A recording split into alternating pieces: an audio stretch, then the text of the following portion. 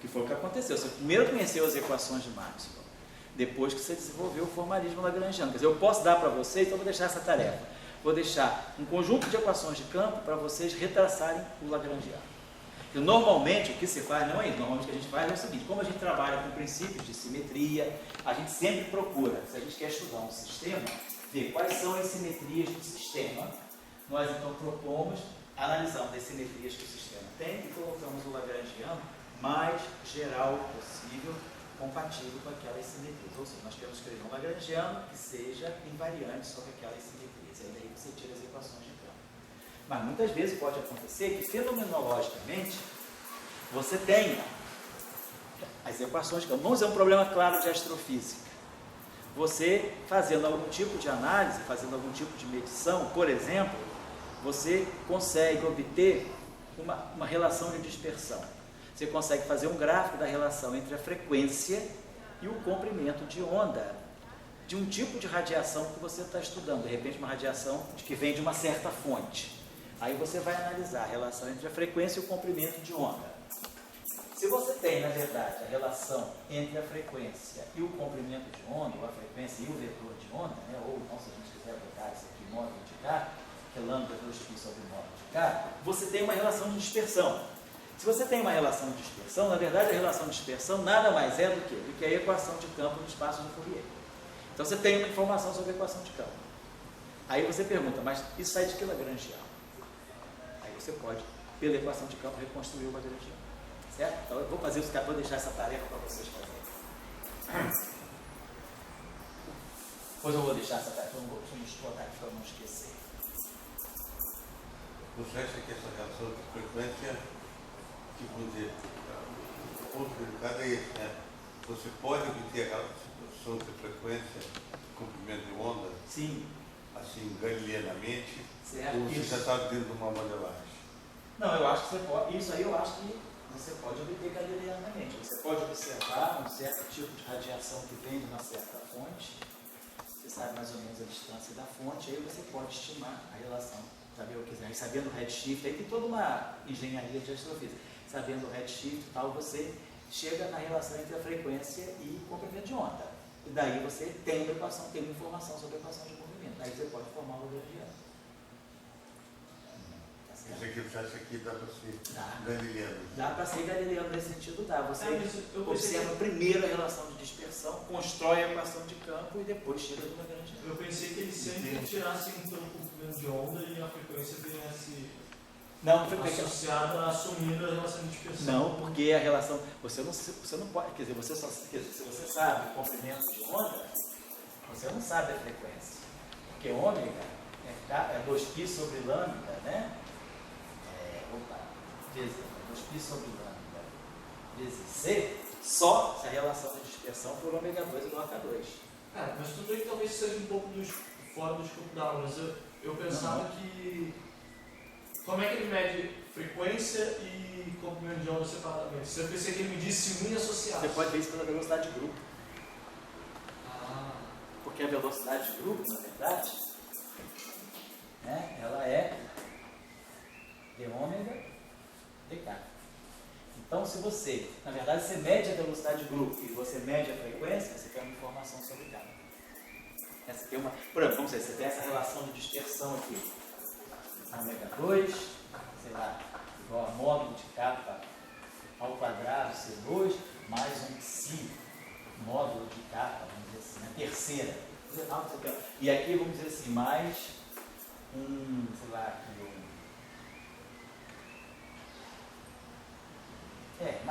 quanto é isso? Você já deu essa dispersão, estou chutando, hein? Você quer tirar a velocidade de grupo. Você vai tirar aqui 2 ômega e ômega. 2 módulo de K, dK, C2. Estou diferenciando essa equação. Mais 3 psi módulo de K ao quadrado, dK. Então a tua velocidade de grupo vai ser ômega 2, né? Então, esse 2 aqui você pode cancelar, não botar assim 3 meios. Então você vai ter d ômega dk é velocidade de grupo. Então vamos dizer, você vai ter o seguinte, d ômega, vamos botar, d ômega, então você vai ter ômega Então, eu acho que vou fazer até o contrário aqui. Vamos pegar d capa de ômega, né? Então, vamos pegar isso aqui, vamos dividir tudo por... Vamos fazer o seguinte, vai ficar ômega vezes ômega igual, vou fazer assim, igual a módulo de capa, módulo de capa, C2,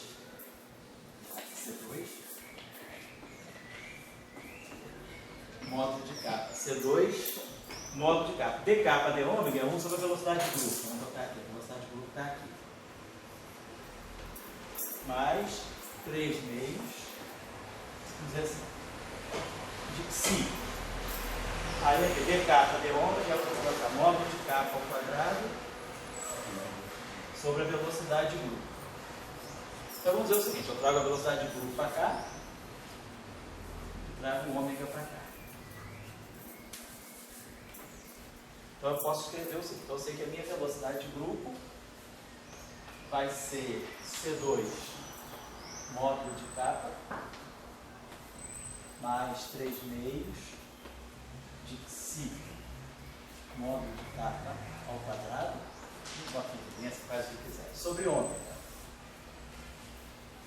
Mas eu sei que em ômega é a raiz quadrada de capa 2 C2 mais psi capa 3. Agora eu sei que capa é 2π sobre lambda, então eu posso, se quiser, só baixa isso aqui é genérico, isso aqui é geral. Então eu posso substituir capa sobre 2π sobre lambda. Então eu tenho uma relação que vai me dar a velocidade de grupo em função do comprimento de onda. Então eu posso medir a velocidade de grupo e posso medir o comprimento de onda. Se você conhece a velocidade de grupo, se você conhece o comprimento de onda, você conhece a frequência. Então você tira tudo. Então aquela discussão que eu te mandei por e-mail da massa do grafo também deve ter feito alguma coisa. Deve ter feito isso, exatamente, deve ter feito alguma coisa desse tipo. Porque lá ele tira um limite de 10 a menos 22 eletronvolts, não é isso? É isso aí. O raciocínio é esse. Quer dizer, o que a gente tem, que é fundamental para nós, é a relação de dispersão. Com a relação de dispersão, a gente tira a velocidade do grupo. E aí, para a velocidade do grupo, se você mede a velocidade da onda, a velocidade do grupo, né? E mede o comprimento de onda, você automaticamente sabe a frequência. Certo? Mas o que é galileano? Na minha opinião, o que é galileano, Dória, o que eu entendo do que você fala, é você ir para o laboratório, para a tua observação, e você vai ter, vamos dizer, teu espectrômetro. Então você vai receber, você vai identificar uma fonte e vai pegar a luz daquela fonte. E você vai ver qual é a relação entre frequência e comprimento de onda. Você vai medir, você vai fazer um gráfico. Não, mas o espectrômetro, o que você pega? Você vai pegar você mede o comprimento de onda e a velocidade. A velocidade do grupo também você mede a velocidade do grupo. Então aí você no fundo mede a frequência. Então você pode construir um gráfico que te dá a frequência em função do comprimento de onda. O espectrômetro que está dado no grupo Isso. do comprimento de onda. Isso. E aí você tira a frequência. Aí você constrói a relação de dispersão. Então, quer dizer, se você quiser, você essa relação de Maxwell, outra agora, aquela ali que você não queria agora, Sim. aquela ali, quer dizer, você consegue ter na física Sei, o que tem? alguma relação que, digamos, que mostra que a relação de dispersão não é essa aí? Você pode olhar isso, quiser. Não, vamos dizer assim, olhando em que regimes, por exemplo, olhando analisando as ondas, analisando a radiação cósmica, por exemplo, será que você tem desvios dessa relação? Em que condições você observa? Isso. Tem. Você tem casos em que você tem desvio dessa relação. Luz de certas galáxias, você de certas estrelas. Galileanamente, você mede o desvio, aí você vai construir um modelo que possa reproduzir aquilo. Por isso que você tem que ir além de Maxwell. Alguns desses 39 eletromagnetismos que a gente tem são baseados nisso. Você tem a relação de dispersão medida galileanamente, aí você tem a fenomenologia. Aí você vai tentar ver qual é o modelo teórico que você pode construir que te reproduza aquilo. Então é nesse sentido que é galileano. Você vai da observação direta, você vai, vamos dizer assim, da observação para papel. Pegar o Maxwell. Para pegar o Maxwell, certo? Mas... Foi não? Não, porque eu ia pensar sobre esse assunto. Você poderia colocar também a culpa nisso dessa relação de dispersão, talvez não modificando o máximo, mas modificando o gravitação para distâncias diferentes, colocar uma teoria FDR. Claro, claro. Tem mais de uma maneira de Ótimo. Não, sem dúvida. Aí você tem várias coisas. Você pode botar, por exemplo, termo de curvatura ao quadrado, aí você pode botar torção. Não, é porque a minha pergunta é se esses objetos estão perto o suficiente para isso. Porque todas essas teorias FDR teriam para distâncias maiores. Distâncias maiores, Então, se essa observação for... eu acho que essas teorias... Não, eu acho que essas teorias de FDR você tem um cutoff na faixa de 1.2 megaparsec, né? Você tem na faixa de 1 megaparsec, a partir daí você pode colocar. Não, eu estou preocupado porque essa observação deveria ser de objetos próximos, né? Qual, essa aqui? Essa observação aí, eles têm que, para motivar Maxwell, seria só se fosse... Para motivar Maxwell, sem dúvida, sem dúvida. Modificar. Não, se você quiser modificar Maxwell, tem que ser distâncias grandes. Para distâncias grandes? Porque se você tiver com distâncias tipo, maiores que megaparsec, aí você já está vendo a repulsão gravitacional, você já pode estar vendo contribuição de energia escura. Não, justamente, mas é isso que eu estou falando. Para você tirar esses efeitos e falar que sua observação, você tem que mudar a Maxwell, você tem que ver alguma coisa que está perto o suficiente para você falar. Primeiro, os efeitos não contam. Claro, primeiro você tem que ver, reproduzir o background de Maxwell e depois ver os efeitos em cima de Maxwell. É isso mesmo. O que eu queria falar? Eu queria falar isso aqui. Então vamos dar uma olhadinha nessas equações aqui. Vou retomar essas equações. Rotacional. Então daqui a pouco eu vou dar um intervalo, tá, gente? Vou tchau, quem é? Essa cor aqui tá pegando bem? Essa cor me dá a impressão. Vocês enxergam bem essa cor? Daqui dá para ver bem. Dá pra Porque ver? o José verde? Porque o giz é esverdeado, é verde azulado. Dá pra ver? Dá para ver. Então tá legal. Divergente de R mais 2 π sobre alfa.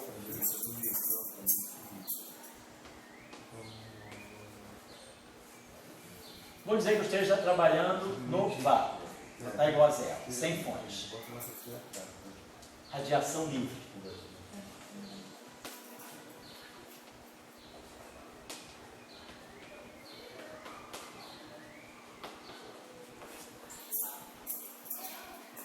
Racional de B.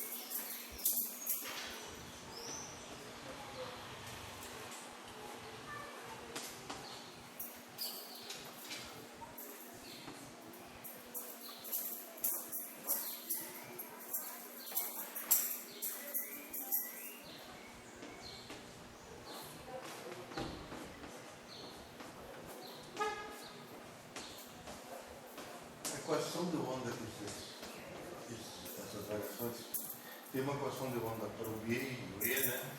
E tem uma para o fio A. Pode olhar para o fio e para o ar.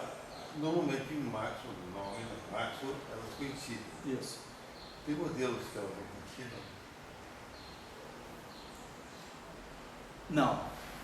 Quer dizer, o que você pode acontecer, isso é importante, o que pode acontecer é o seguinte, quando você tira uma relação de dispersão para o E e para o B, e você tira uma relação de dispersão para o φ e para o A, você vai ter uma relação de dispersão em comum. Mas quando você passa do E e do B para o φ e para o A, você pode ter alguma potência mais alta na relação de dispersão. Por quê? Vou explicar por quê. Porque na verdade uma coisa é você tirar uma relação de dispersão para o campo, que são derivadas primeiras. Quando você vai usar os potenciais, as derivadas já ficam segundas. Então quando você vai olhar a relação de dispersão para o potencial, quando você passa da relação... Vamos fazer isso aqui para vocês verem, vamos fazer isso é importante. Vamos fazer primeiro. Então vamos tirar as relações de dispersão para o campo aqui. Então, sem fonte, então radiação livre, vamos tirar as relações de dispersão. No fundo, tirar a relação de dispersão para o campo é tirar as equações de onda e depois ir para o espaço de Fourier. Então vamos tirar o seguinte, vamos tirar aqui a derivada temporal dessa equação aqui. Vamos tirar a derivada temporal dessa equação aqui. Então vai ficar rotacional de dB dt menos 2π alfa sobre C2 dA dt. igual uma flauta mesmo, lá nas escalas mais elevadas, tá? Tá vendo? Crinado, pô. Tá vendo que vem em que tom que ela tá tocando? Pera aí. ok? Pelo estado, quando a gente observa ela, ela para, reparou? Reservada, exatamente. É uma artista tímida, né? Tá ótima ela. Pô. Que figura, cara. Então tá certo. Então a gente tirou a derivada temporal para produzir uma equação de onda. E então a gente já produziu o D2. Aqui, ó, agora, rotacional, dBdt é menos rotacional de E. Aquela equação de Faraday-Lentz não muda. A gente viu divergência de B é igual a zero e rotacional de E menos dBdt. Então aqui eu posso produzir aqui menos rotacional de E. Então vai ficar menos rotacional de E. Para poder ficar tudo em função do campo elétrico. Tá certo. Agora, deixa eu apagar aqui. Agora eu vou poder apagar isso aqui, que a gente já está estudando esse caso particular.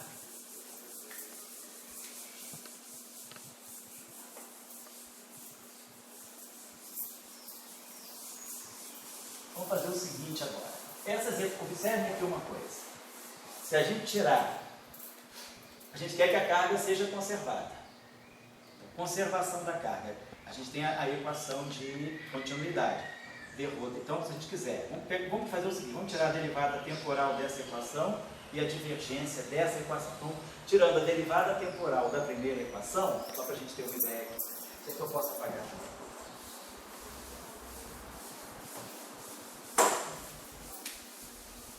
Vamos pegar as equações, não estamos no vácuo agora, vamos fazer só uma equação, porque a gente tem uma fonte externa, a gente espera que haja uma equação de continuidade entre a corrente, a densidade e a corrente. dρdt mais divergência de J igual a zero, conservação da carga, né, da fonte externa. Então vamos tirar a derivada temporal da primeira equação. Vai ficar divergência do dEdt. Mais 2π sobre alfa dφ dt igual a 1 sobre ε0 dρdt. E vamos tirar a divergência da última equação. Divergência do rotacional de B é zero. Vai ficar menos 2π sobre alfa menos 2π sobre alfa C2 divergente de A. Divergente disso, ficou menos aqui. Divergente de E igual a 1 sobre C2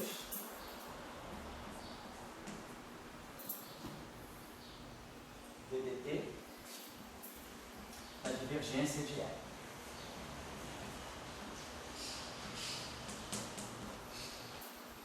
Mais I0 divergência de J. Agora, então, quando eu somar essas duas equações, vou somar essa equação com essa. Somar as duas equações. Tá? Então, aqui aparece divergência de dEdt, né? Vou multiplicar essa equação aqui por C2. Ó. Vou multiplicar a segunda equação por C2. Então, vou tirar esse C2 daqui, vou tirar esse C2 daqui e vou botar esse C2 aqui. Mais C2 vezes. Então, multipliquei a segunda equação por C2. E aí aqui aparece divergência de dEdt e aqui aparece ddt da divergência de E. Esses dois termos estão do lado direito, eles vão se cancelar. Vai ficar isso mais isso igual a isso mais isso. Então, vai ficar 2α sobre 2π sobre alfa dφ dt menos 2π sobre alfa divergência de A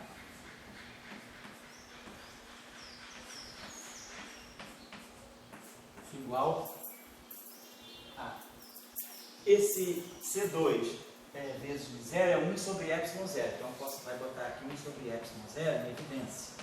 E vai ficar dρdt mais a divergência de J.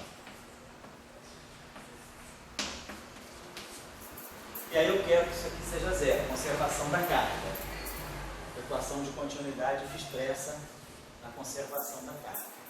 Então a gente ganha uma relação aqui. A gente ganha aqui divergência de A. Então essa equação aqui é uma equação que é uma consequência das equações de campo. Eu iterei as duas equações de campo e obtive essa equação. Então, como ela é uma equação consequente, ela é chamada de relação subsidiária, ou equação, ou condição subsidiária. Então, a condição subsidiária é isso aqui igual a zero. Então, nesse caso do campo de de Broglie e Proctor, né, a condição subsidiária é que os dois potenciais estejam relacionados por essa equação. Então, eu tenho que a divergência de A, então, no fundo, a divergência de A, então, vou botar isso aqui igual a isso. Então, isso aqui igual a isso. E aí, os alfas se cancelam. E os dois também. Então, isso aqui põe uma relação, no fundo, né, que é então, daqui a gente tira que a divergência de A é Q sobre Psi, Psi sobre Q, contrário, ddt de φ. Que bom. Então, vamos acrescentar essa equação aqui, porque ela não é tão aparente, mas ela é uma consequência. Então, esses dois potenciais, se a gente quer que esse nosso sistema descreva conservação da carga, então o φ e o A não são tão soltos, não são independentes. A gente tem essa condição subsidiária aqui. Então, a gente tem que se φ ponto menos Q divergência de A igual a zero.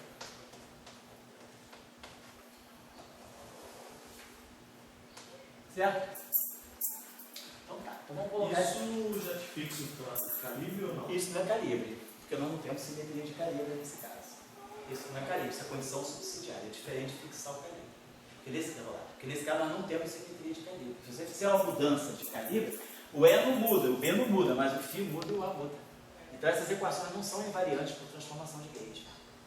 Então você não tem mais calibre, você não tem mais que fixar calibre, você não tem mais simetria de Gauge. Já fixou de cara nas equações de campo.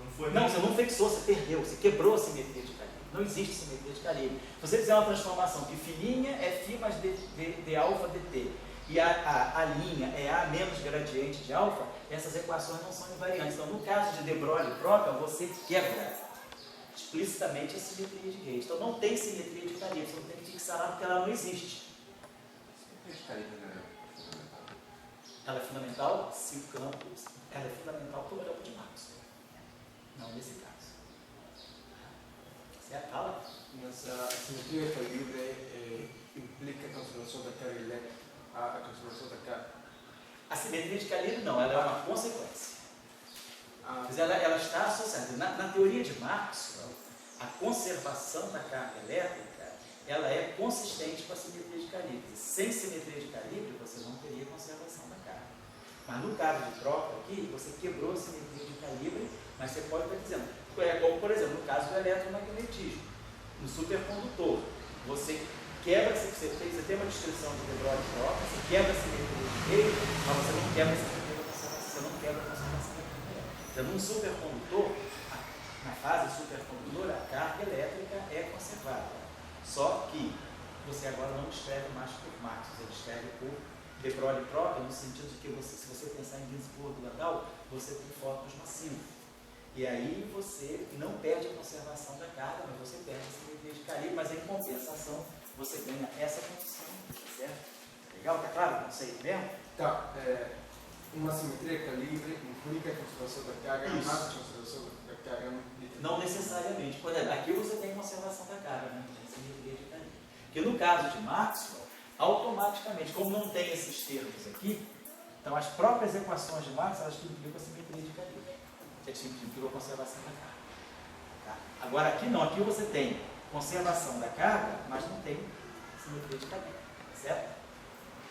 Então o caso de Broglie e Proctor é tipo assim, é uma espécie de um contra-exemplo daquilo que você falou.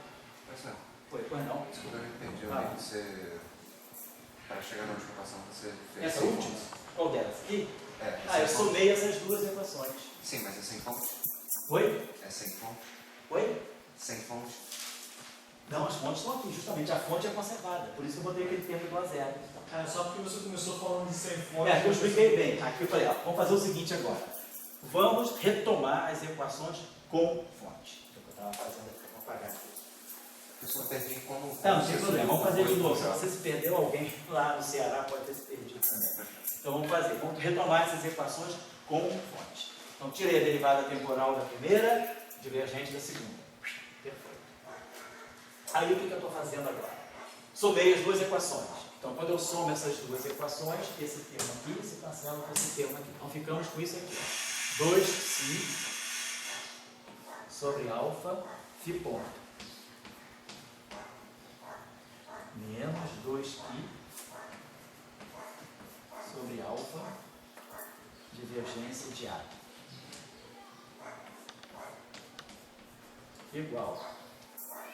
Aí aqui, isso aqui é 1 sobre μ0 ε0, então a gente fatora 1 sobre ε0 d rho dt mais divergência de A. Então as fontes estão aqui.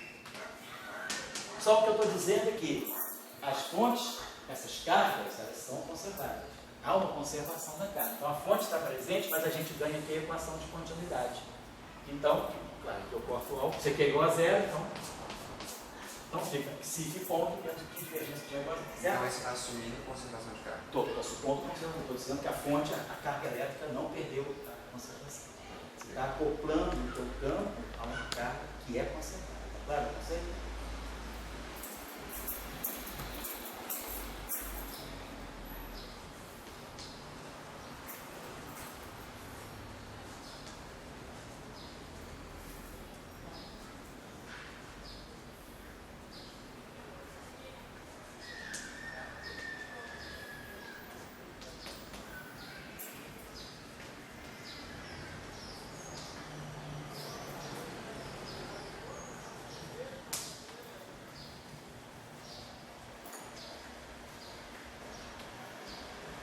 Legal.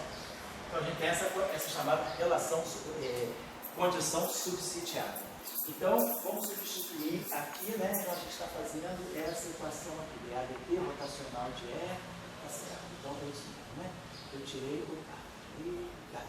tirei a derivada temporal disso aqui. Tá certo.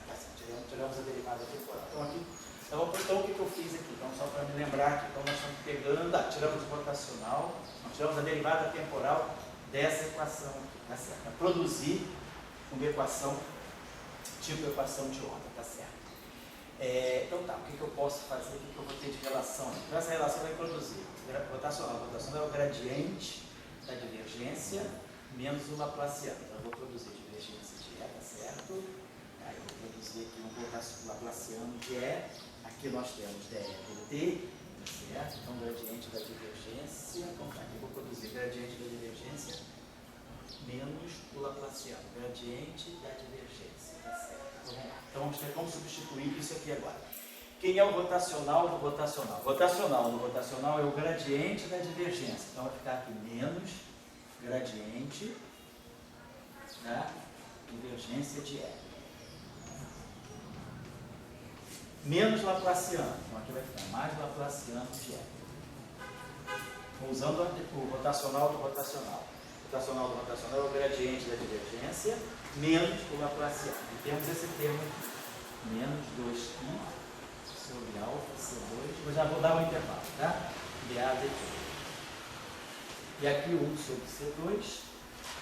D2 dt2 é o que está dando para nós, que beleza, né? Está aparecendo uma equação de onda e essa equação. Algo aqui, mas tem esse termo aqui. Tá bom? O que é a divergência de E? Então vai ficar menos gradiente da divergência de E. A divergência de E, então, vou botar aqui divergência de E, é menos 2π sobre alfa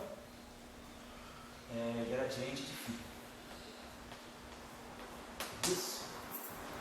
Então, a divergência, então, ficou aqui. Então, a divergência de E, tá aqui, é menos, a divergência de E é menos 2π sobre alfa, menos 2π sobre alfa φ.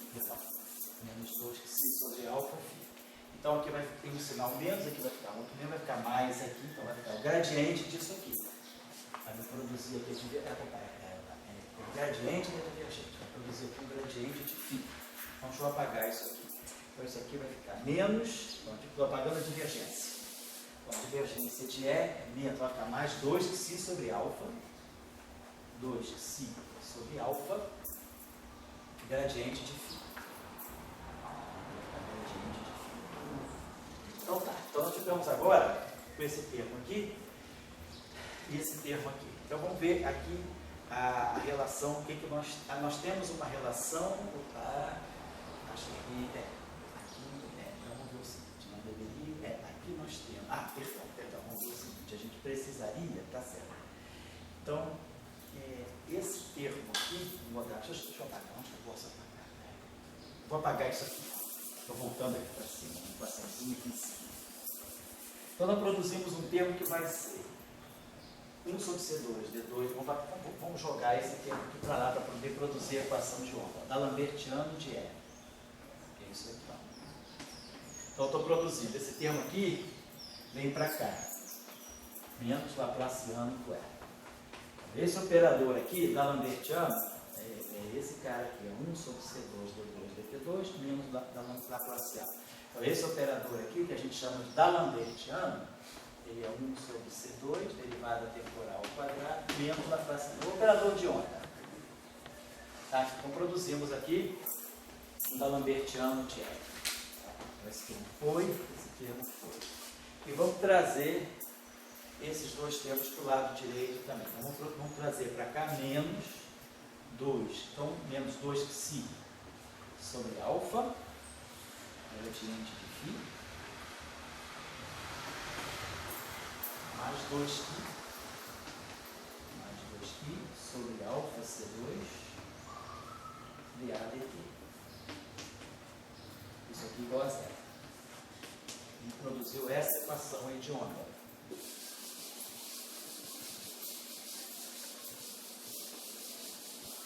Então nós temos aqui uma equação, isso aqui é a equação de onda relativística, né? 1 sobre C2, D2, DT2. Esses dois termos aqui, a gente vamos fazer o seguinte, vamos fatorar isso aqui,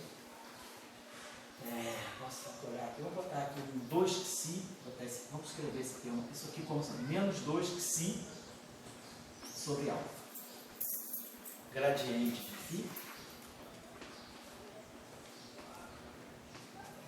E aqui vai ficar menos C2 sobre menos C2 sobre π vezes π de ADT. Estou escrevendo esse termo aqui assim, ó. Fatorei isso aqui, ó, menos 2π sobre alfa. Aí ficou aqui gradiente de φ, e aí esse termo tem que reproduzir esse aqui. Esse menos cancela, dá um 2. Psi com psi cancela, fica C2, né? Aqui está aquele C2 aqui. O C2 fica no denominador dele. 1 sobre psi C2 tem. Só botei livre, só fatorei isso aqui. Então esse termo aqui tem que dar esse, fica mais 2 π. O que se cancela e fica alfa C2, tá? Então ficou isso aqui, esse termo aqui, eu pude escrever desse modo aqui. Tá? Agora, isso que está aqui seria, não é? Desse coeficiente aqui, seria um campo elétrico. Se nós tomarmos, né? Se a gente tiver essa relação aqui é importante, vou colocar isso aqui para vocês. Que sobre π C2, sobre πc2, vamos dizer assim, igual a menos 1. Então, por que dessa relação? Eu tenho a seguinte questão. Essas equações do jeito que estão aqui, elas são livres, né? Não impusemos em nenhum momento princípio assim, que elas sejam compatíveis com a relatividade. O que eu estou querendo dizer para vocês é o seguinte: essas equações aqui, para elas, quer dizer, existe uma condição para essas equações serem relativísticas. Qual é a condição para essas equações serem relativísticas? É essa condição aqui, vou explicar por quê. Aqui vocês estão observando o seguinte, nós temos o campo elétrico. Aqui nós temos uma relação entre φ e A, gradiente de φ e dA dt, que poderia ser um campo elétrico. Para essa equação ser relativisticamente covariante, eu precisaria que essa equação fosse escrita estritamente em função do campo elétrico. Então, a única condição de eu reproduzir o campo elétrico nessa equação aqui é eu impor essa condição. Quer dizer, eu estou trabalhando o tempo todo com parâmetros livres. Eu não impus em nenhum momento que o meu sistema seja... Aliás, nós não estamos nem trabalhando com teoria relativística ainda. Então, nós estamos fazendo... Nosso sistema é independente de ser relativista ou não. Ele normalmente é galileano, newtoniano. Agora, se eu quiser... Como é que eu obtive um operador, quer dizer, do ponto de vista da relatividade especial, esse operador d'Alembertiano, por ser 1 sobre C2, D2, DT2, menos Laplaciano, ele é um objeto relativístico. Esse campo elétrico aqui, claro, o campo elétrico, ele, na relatividade, se transforma e se transforma no campo magnético, a relação entre E e B.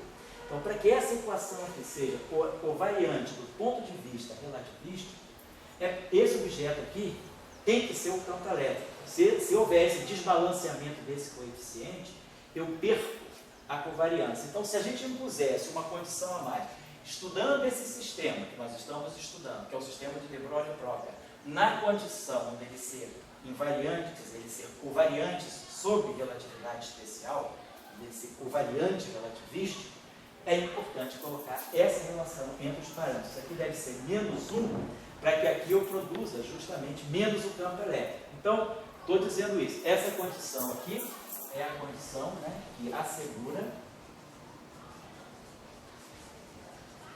que, olhando para o magnetismo de Proca, vamos botar assim, de Broglie-Proca, né, que de Broglie-Proca seja covariante, relativisticamente,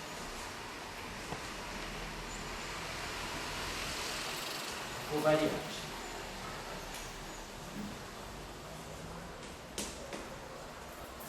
Então, nesse caso aqui, sobre C2 é menos 1. Então, isso aqui vai ficar mais 1.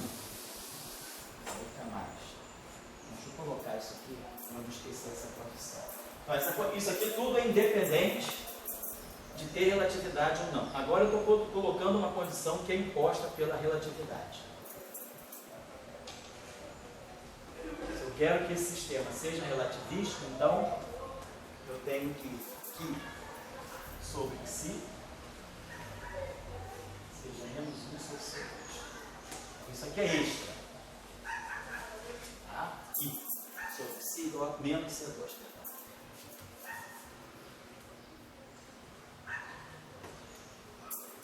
Certo?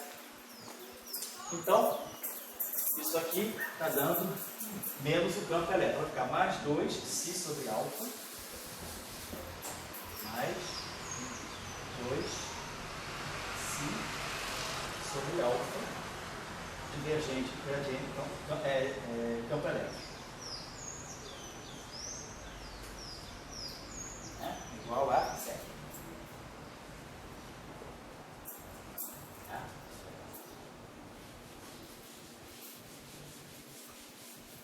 Muito bem.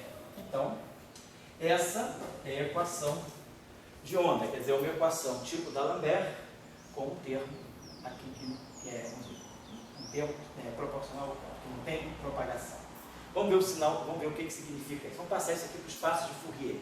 Então, isso aqui é 1 sobre C2, D2, DT2. Indo para o espaço de Fourier, isso aqui fica menos ômega 2 sobre C2. Laplaciano fica menos K2, então aqui vai ficar mais K2. Vezes a transformada de Fourier do campo. Aí agora eu estou falando de um campo que foi transformado de Fourier, é de ômega K. Aqui, mais 2π sobre alfa, transformada de Fourier do campo. Então a equação diferencial se torna uma equação multiplicativa no espaço de Fourier. Claro que o campo não é trivial, portanto eu quero ter propagação com etil diferente de zero. Então, a nossa relação de dispersão que sai daqui, não vai sair daqui, deixa eu fazer, vamos lembrar dessa relação aqui, né? Só para apagar isso. Então, lembra, pessoal, só para não confundir a cabeça de vocês, porque em geral, nós só estudamos a equação de de Broglie-Proca já no caso relativístico. Então, não preciso impor nada. Eu estou aqui chamando a atenção que a gente está construindo ela relativisticamente. Então, eu estou dizendo, primeiro, a condição subsidiária, ela sai da conservação da carga, ela não tem nada a ver com relatividade. Agora, essa condição aqui se eu quiser que esse sistema seja covariante relativisticamente, que ele seja compatível com a simetria de Lorentz, então essa condição é importante. E aí, o que eu estou dizendo é isso aqui. Aqui precisa aparecer um campo elétrico para essa equação ser covariante de Lorentz, porque aqui é um D'Alembertiano, um escalar. Isso aqui é o campo E. Então, isso que está aqui tem que estar na mesma representação do grupo de Lorentz que o campo E. Então, o único jeito de colocar um campo E aqui era fazer aquele coeficiente igual a menos 1. Então, essa é a nossa... Deixa eu deixar essas equações aqui. Vou apagar aqui, só para não sobrecarregar o quadro, vou apagar aqui.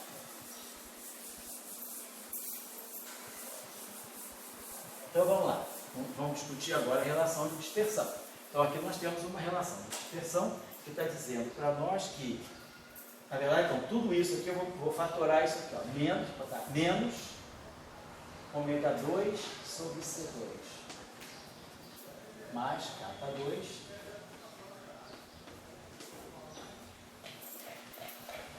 mais 2π sobre alfa é igual a 0. Essa é a relação de dispersão. Então, a gente tem que ômega 2 é igual a K2C2, que é Maxwell, que é puro Maxwell, mais o termo de correção, mais 2π sobre alfa C2.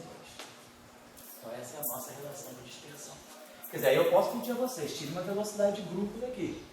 Tirar a velocidade de grupo aqui. Aí o nosso amigo Luiz Felipe é doutor no assunto, só derivado, já fez gráficos, já fez até espalhamento ponto com isso aí, mas tirar essa relação de dispersão. Lembrar que agora a relação entre a frequência e o comprimento de onda mudou.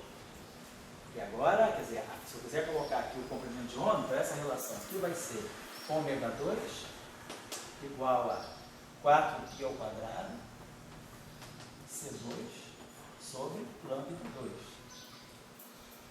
Mais 2π sobre alfa C2. Então, a relação, se eu quiser calcular a relação entre a frequência e o comprimento de onda, não é mais ômega igual a 2πc sobre lambda, tem um termo novo. Aí eu posso, tarefa, quem quiser tirar, tira a velocidade de grupo, no caso de De Broglie e Broca, aí no caso de Broca, só tirar a velocidade de grupo, tirar o ômega em função de K, não importa. Bom, o que eu quero chamar, vou dar um intervalo, antes de chamar o intervalo, só quero chamar a atenção o que nós vamos discutir aqui. Então, nós vamos discutir a relação de dispersão, que está aqui, interpretar, então, o que tem esses parâmetros que se olham, qual é a relação, o que esses parâmetros estão querendo significar para nós. E depois vamos ver a relação de dispersão para os potenciais, tá bom? Vamos dar um intervalo, são 6h10, a gente retoma 6h25, tá bom?